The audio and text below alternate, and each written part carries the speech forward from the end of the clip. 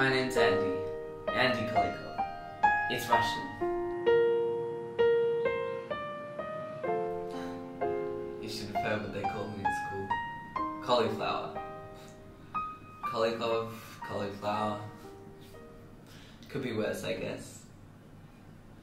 Dedushka, that's Russian for grandpa, was originally from Moscow, but my grandparents actually met in Berlin back in the 1930s, just before things got really ugly. He took Babushka, my grandma, back to Russia before they eventually came to Australia. She was Jewish and had to get out of Germany. Her family were not so lucky. Did you know that Russians don't say Moscow, they say Moskva? Moskva. I guess it's like how people who live in Paris say Paris, gay Paris. It's funny how different things can sound. I was only a little kid when he died. Dedushka, I mean. Dad used to tell me heaps of stories about what it was like in Russia back then. Some were pretty horrible. But I remember one time he told me about how my grandparents had a snowball fight in Red Square, right in front of the Kremlin. Heaps of stories like that. It made me wish I could hear Dushka tell them. I guess that's why I decided to go backpacking in Russia for my gap year. I wanted to see all these places, explore my heritage, as they say. There were a bunch of us, so we planned this big, huge trip. Oh, I couldn't wait to get to Russia. You should have heard me practicing with the guidebook. Drove the others crazy. Dobroye jutro, как дела? Я хорошо, спасибо. I love Russia. It's so amazing. We've got this old photo album at home, and it was like everything in it had just come to life. Germany's supposed to be next.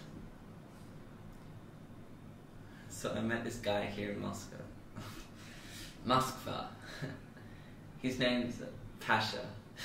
You know, like, have a pash. He's nice.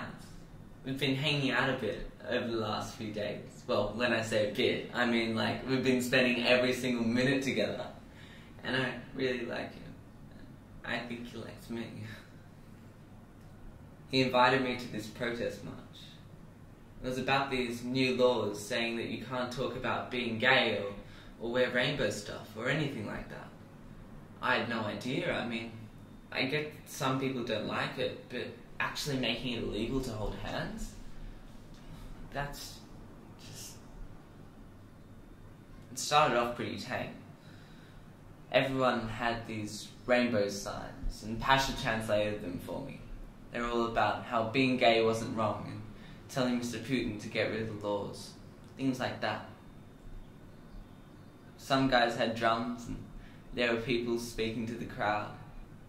And then we marched. We were chanting and singing. It was amazing, all these people just walking through the streets. There were some police there too, but they didn't do anything. They just watched. I was holding hands with Pasha when everything changed. I didn't even know what was happening at first. Just more yelling in Russian. And then I saw these guys like skinheads, and Pasha got really tense. And they were just watching. And then everyone around me was getting pretty stressed, but we kept marching. They were yelling at us. I couldn't understand what they were saying, but I could guess they wanted us to stop marching. And then one of the skinheads threw something, and it hit this girl in the head, and she just dropped. The girl next to her, I think it was her girlfriend, just screamed. And it was like someone threw a switch or something, because all of a sudden they were running at us, and they had bats and clubs and pieces of wood, and they were everywhere, just spitting in our faces and hitting and kicking us. The police just watched. Some of them were even smiling. And then I saw these three guys grab this one girl and drag her away, and they were ripping off her clothes. and then someone grabbed onto me. And I couldn't hold on to Pasha. And then they put something over my head so I couldn't see. And they dragged me away and I was screaming for help.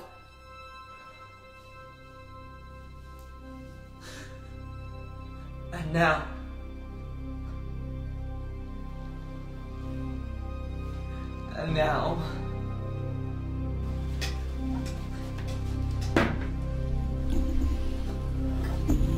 Она включена? Рот закрой. Включена, включена. Элтон Джон тебе жена.